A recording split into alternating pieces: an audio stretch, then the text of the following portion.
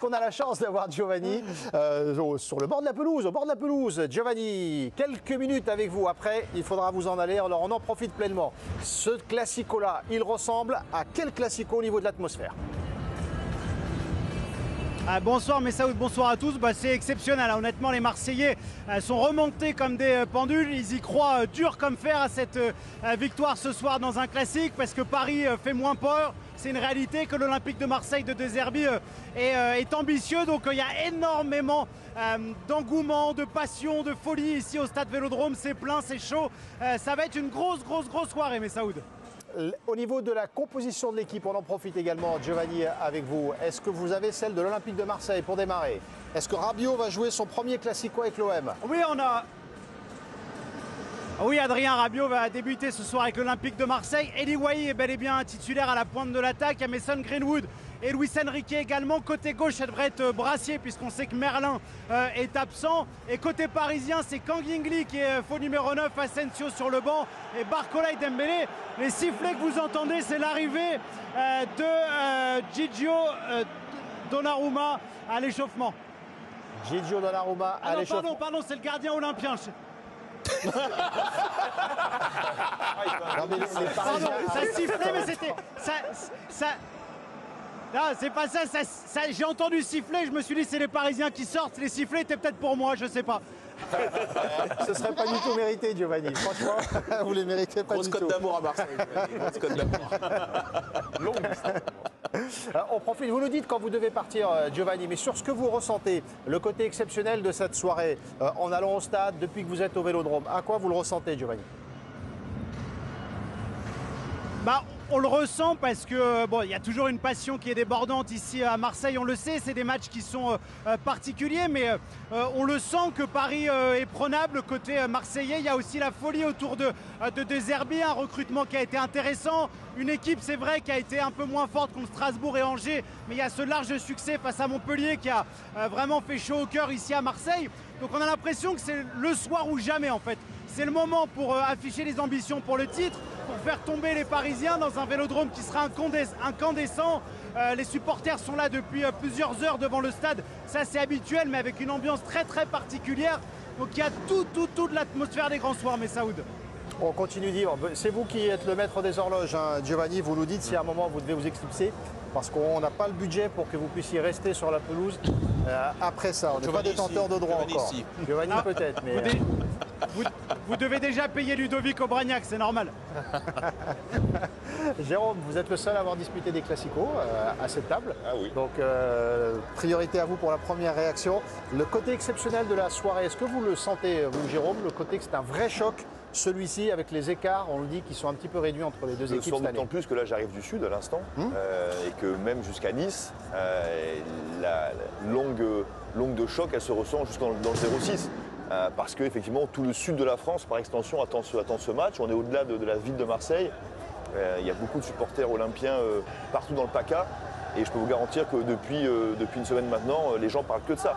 Que de ça. Donc oui, on le sent dans toute la France et dans tout le sud de la France. Ouais. Dave, le professeur, vous en avez commenté, vous en avez vécu des soirées de classico. Est-ce que celle-ci a un caractère un petit peu particulier pour vous? Ouais, après il y en a eu quelques-uns aussi qui étaient. Je ne reviens pas évidemment dans les années 90, qui était vraiment le sommet. Je parle en termes d'atmosphère, hein, sur le terrain, c'était un peu autre chose. Mais il y a 2-3 ans, c'était avec Tudor aussi, je me souviens qu'il y avait eu aussi une grosse effervescence. Avec Bielsa. Voilà, avec Bielsa, l'année 2015, c'était aussi assez exceptionnel. Là, il y a aussi l'idée en ce moment, qui va être vérifiée ou pas, que Paris est un tout petit peu moins intouchable pour l'OM. Paris, s'ils sortent bien à chaque fois le grand soir, c'est à chaque fois contre Marseille. Et là, il y a un peu l'idée que, en ce moment ou cette saison, peut-être Paris est un peu moins extraterrestre, que Marseille est porté par un souffle.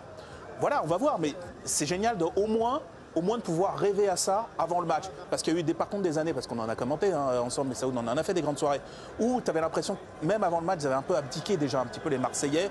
Ils se disaient peut-être que... Mais ils y croyaient pas vraiment. Là, cette année, ils y croient fort et franchement, moi, ça me fait plaisir. le président par intérim Fred Picon. Je dis juste par intérim Fred parce que Joe Mico sera avec nous tout à l'heure pour la deuxième Mais est-ce partie. que financièrement il y a un arrangement entre les deux? Il partage la Je sais pas comment il sera arrangé. Et on remercie Fred qui sera dans la grande soirée également. Pas d'arrangement, pas d'arrangement. C'était Basile ça. Pourtant, Joe, il est un passeur. Hein. Pas là-dessus. Fred, vous avez vécu des derbys évidemment, Saint-Etienne-Lyon et Lyon-Saint-Etienne. Le sentiment quand on vit ces soirées-là, à quel moment on bascule dans un autre monde quand on est joueur pour des soirées si spéciales? Au moment du coup de sifflet, Ouais. je pense vraiment. Avant, on arrive à rester un peu imperméable à... C'est difficile parce que pendant toute la semaine et même quelques mois avant, le premier jour d'entraînement, on a cette case qui est cochée du match et donc forcément, plus ça arrive et plus le stress monte et plus l'effervescence monte aussi. Mais vraiment, on essaye vraiment d'être hermétique à tout ça et de faire le meilleur match possible. Des fois ça marche bien, des fois pas du tout. C'est dur de ne pas le jouer avant quand il y a tout l'environnement qui n'arrête pas de parler, qui n'arrête pas de. Enfin, je veux dire. C'est très compliqué de ne pas le jouer avant, ça c'est sûr. D'ailleurs, souvent quand tu les rates, c'est que tu l'as joué avant. Ouais. Ou pas avant. Et ça m'est arrivé. À tous. Ouais, mais normal. Côté Lyon, côté Saint-Etienne? Côté Lyon. Côté Lyon. Oui, parce qu'à Saint-Etienne, ça marchait bien. C'est pour ça que vous êtes allé à Lyon d'ailleurs. C'est vrai. C'est ça, hein? Pardon? Ton premier avec Lyon contre Saint-Etienne. Ouais, le match retour. Ouais, voilà. Mais à Gerland, ouais. C'était compliqué. Ce soir, c'est un OM PSG avec donc la compo. On va afficher celle de l'Olympique de Marseille, mais Ludo, tout à l'heure, il a réagi à celle du Paris Saint-Germain au niveau des choix offensifs de Luis qu'il Enrique. déplaît. Tu peux nous refaire le geste?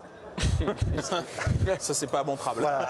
Ça, c'était au moment où on nous a annoncé C'est soft. les choix offensifs du Paris Saint-Germain avec donc on a Kang In Lee qui est là.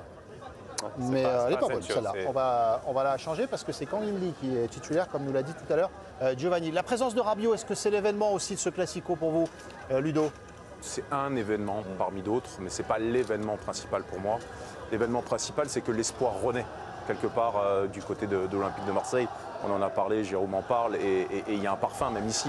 Je veux dire, on s'est tous mis un peu en branle-bas de combat, on s'est mis sur notre 31, on sent qu'il y a comme un parfum dont on peut le sentir. Surtout le 13. Ouais, mais lui, il était sur le match de Nantes apparemment. Donc, il y a un parfum dont on peut presque sentir les effluves jusqu'ici.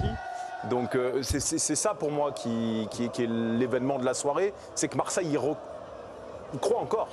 Croit encore depuis des années. Et puis le contexte du match, c'est-à-dire que ça doit être une des premières fois où il n'y en a pas eu beaucoup sur un classique où Marseille talonne le un Paris classement, Saint-Germain tu parles du en termes de points. l'OM Il reviendra à vient hauteur en cas de victoire. Mais Dave l'a un peu abordé. Parfois, il y avait des classicos, on était là tous ensemble et on cherchait un peu une raison. Il y avait 10 points d'écart. On se disait, Ouais. allez, on ne sait pas sur un match. Un peu artificiellement. Et ce soir, je trouve que ce qui change un peu, c'est que objectivement, qu'on soit pour Paris ou pour Marseille, objectivement, il y a des raisons d'espérer pour Marseille et des raisons de craindre ce match pour Paris. Vraiment. Et on n'a pas d'instrument de mesure, mais je suis persuadé que là, ce soir, encore plus que d'habitude sur ces dernières années, on renoue avec un truc que les gens font toujours quand il y a un Marseille-Paris ou un Paris-Marseille. Ils font le match chez eux ensemble, avec leurs potes, etc. C'est-à-dire que moi, je suis persuadé que ce soir, c'est un classique un peu particulier où tu renoues avec ce grand truc que tout le monde faisait à peu près partout en France, c'est-à-dire c'est une soirée spéciale, c'est Paris-Marseille, Marseille-Paris. J'essaye surtout d'aller chez ceux qui ont l'abonnement. Voilà, là, ça va être peut-être ça. Mais là, je pense qu'il y a des gens, ils vont avoir 40 mecs dans leur salon, on va Et comprendre. sinon, il y a la grande soirée. Le match façon la chaîne. C'est aussi bien. Ça marche aussi comme ça. Bien sûr. Timothée, est-ce que vous aussi, vous ressentez cette atmosphère spéciale ce soir?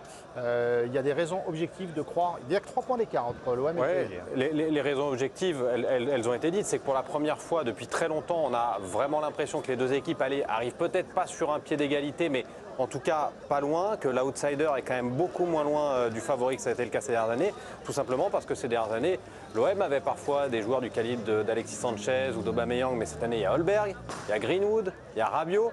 De l'autre côté, il y avait toujours des monstres, là il n'y en a plus. Donc forcément, ça nivelle un petit peu, on va dire, le niveau des deux équipes. petits monstres. Il y a des petits monstres. Il y a Des monstrounets, un peu. Il n'y a plus Neymar, il n'y a plus Messi, il n'y a des plus monstres Mbappé. Et je pense Pour ceux qui connaissent. les Marseillais versent probablement dans l'euphorie et quand on est amoureux d'un club comme ils sont amoureux de l'OM, même si la raison vous dit de ne pas y croire comme ça a pu aller les dernières années, quand arrivent les dernières heures, t'y crois. Je sais pas pourquoi, il y a quelque chose de pas logique qui fait que t'y crois. Bah, cette fois-ci, je pense que cette sensation est encore un peu plus forte. Personne me dit que Rabiot, c'est quand même l'attraction de. Moi, je crois que Ça aurait été l'attraction au parc. Et c'est ça, pour moi, ce sera l'attraction au ce sera parc. l'attraction au retour, moi, à mon avis. Enfin, oui, c'est ça, au match au Là, il y a parc. trop d'enjeux, il y a trop de choses. Il y a les deux coachs qui sont un peu les deux stars finalement. Il y a Rabiot, évidemment, pour venir sublimer tout ça au niveau de nos émotions et de ce qui va se passer au stade. De ses émotions à lui. Et de ses émotions, exactement, des scènes aussi, mais il y a l'enjeu sportif. Il y a beaucoup trop de choses pour que Rabiot soit le seul instrument de mesure qui nous intéresserait ce soir. Il en est un, évidemment, mais c'est loin Mais d'être- dans l'autre sens, ça aurait pu être compliqué. Après, Rabiot a de l'expérience, il est solide, type joue au final de Coupe du Monde, tu le bouges pas comme ça. Mais tu sens qu'à chaque fois, les retours directement dans ton ancien stade, je me souviens à Katem Ben Arfa quand il était passé à Marseille, premier match à Gerland. Oh, quel enfer il avait vécu. En plus, il s'était fait recevoir par Kritz et compagnie. Puis au reste, Mais on part. même lui, tu sentais qu'il jouait avec la boule au ventre. Valbuena à Marseille etc. aussi, hein. Hein Valbuena à Marseille. Ouais, c'était quelque chose exactement. Voilà, là, je pense que pour Rabiot, c'est un peu avantageux que ça se passe Bah dans oui, ce sens-là.